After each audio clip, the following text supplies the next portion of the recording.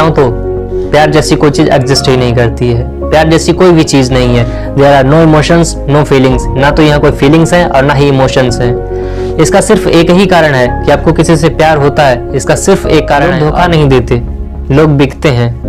और सच तो यह है कि आपसे खरीदे नहीं जाते। खुदा से मौत मांग लेना, लेकिन कभी किसी इंसान से मोहब्बत ना। आप कहते हो कि राह देखेंगे तेरी, चाहे जमाने लग जाएं, जमाने लग जाएं, जमाने लग। शब्द को यूज नहीं करूंगा क्योंकि मैं प्यार या फिर लव जैसी किसी भी चीज में बिलीव नहीं करता। और भाग रहे हो जिसके पीछे, यदि मिल जाए तो क्या करोगे? भाग रहे हो जिसके पीछे, यदि मिल जाए तो क्या करोगे? यदि उसे पाने के बाद भी सुकून ना मिला तो क्या करोगे? नमस्कार, मैं अमरजीत वर्मा आपका स्वागत करता हूं आपके अपने YouTube चैनल XYZ रिसर्चर में। आप थंबनेल देख करके आ रहे हैं कि प्यार क्या है, क्यों होता है और कैसे होता है। मैं आपको इस वीडियो में पूरी जानकारी देने वाला हूं, वो भी साइंटिफिक रीजंस के साथ। मैं ना तो धार्मिक बातें करूंगा, ना साइकोलॉजिकल, ना दार्शनिक बातें करूंगा। मैं सिर्फ आपको साइंटिफिक रीजंस बताऊंगा कि प्यार क्यों होता है और कैसे होता है। मैं आपको सच बताऊं तो प्यार जैसी कोई चीज एग्जिस्ट ही नहीं करती है। प्यार जैसी कोई भी चीज नहीं है। There are no emotions, no feelings. ना तो यहाँ कोई फीलिंग्स हैं और ना ही इमोशंस हैं। इसका सिर्फ एक ही कारण है कि आपको किसी से प्यार होता है। इसका सिर्फ एक कारण है और वो कारण है हमारे ब्रेन में बनने वाले न्यूरोट्रांसमीटर्स यानी केमिकल मैसेंजर्स, जैसे कि डोपामाइन, ऑक्सीटोसिन, सेरोटोनिन न्यूरोट्रांसमीटर्स।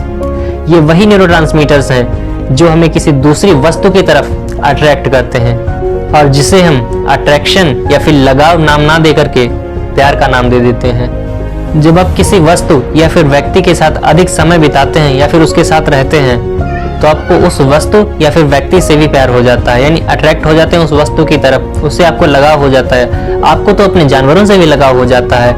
लगाव यानी अट्रैक्शन, आप जिसे प्यार का नाम देते हैं। मैं यहाँ पर प्यार शब्द को यूज नहीं करूंगा क्योंकि मैं प्यार या फिर लव जैसी किसी भी चीज में बिलीव नहीं करता। और फिर जब आपको उस वस्तु या व्यक्ति से अट्रैक्शन हो जाता है, उसके बाद में वह व्यक्ति या वस्तु जब नष्ट हो जाए या फिर हमसे दूर चला जाए, फिर आप कहते हो कि राह देखेंगे तेरी, चाहे जमाने लग जाएं, जमाने लग जाएं, जमाने लग जाएं, या तो वो आ जाए या फिर हम ही ठिकाने लग जाएं। तो मैं यहाँ पर आपको बता दूं कि आप जिस चीज का इंतजार कर रहे हैं, एक समय के बाद यदि वो वापस भी आ जाए फिर भी आपको इतनी खुशी नहीं होगी।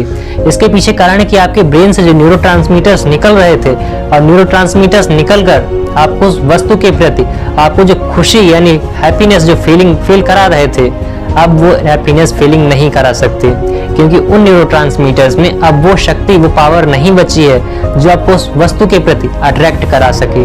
सेरोटोनिन न्यूरोट्रांसमीटर, ये वही न्यूरोट्रांसमीटर है, इसका लेवल जब बढ़ता है तो आप अपने आप को ऑब्जेसिव फील करते हैं, यानी उत्तेजित महसूस करते हैं। ये भी हमारे मूड को कंट्रोल करता है। दूसरा न्यूरोट्रांसमीटर ऑक्सीटोसिन हार्मोन, ये वही हार्मोन है यानी न्यूरोट्रांसमीटर जब माँ अपने बच्चे को दूध पिलाती है तब उस समय ये भरपूर मात्रा में रिलीज होता है और माँ अपने बच्चे के प्रति प्यार दिखाती है।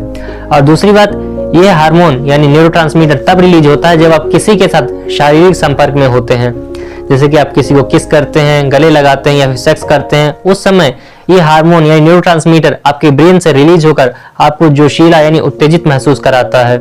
ये सभी कारण होते हैं किसी चीज के प्रति अट्रैक्ट होने के। ये सभी न्यूरोट्रांसमीटर्स निकलकर हमें खुशी और उत्तेजित महसूस कराते हैं। यही कारण होता है कि जब वो चीजें हमें दिखाई नहीं देती या फिर हम उन चीजों से मिल नहीं पाते, हमारी बात नहीं हो पाती है, तो ये सारे हार्मोन्स के लेवल, इनका लेवल डाउन हो जाता है। और जब इनका लेवल डाउन हो जाता है तब हम अपने आप को वो खुशियां नहीं दे पाते हैं जो हमें चाहिए होती हैं। यदि आप किसी चीज को भूलना चाहते हैं या किसी व्यक्ति या वस्तु को और आप चाहकर भी नहीं भूल पा रहे हैं, इसके पीछे कारण है वो न्यूरोट्रांसमीटर्स। यदि आप चाहते हैं कि आप उसे भूल जाएं तो सिंपल सी बात है कि उस चीज को रिप्लेस कर दो, यानी जिस चीज को देखकर आपके ब्रेन में वो न्यूरोट्रांसमीटर्स रिलीज हो रहे थे, आप किसी ऐसी चीज को ले आओ कि फिर से वो न्यूरोट्रांसमीटर्स रिलीज हो जाएं। अब ज्यादातर लोग क्या करते हैं कि नशा करने लगते हैं। नशा करने से भी न्यूरोट्रांसमीटर्स रिलीज होते हैं, लेकिन ये परमानेंट नहीं होते, ये टेम्पररी होते हैं, जिसकी वजह से किसी व्यक्ति को नशे की लत लग जाती है।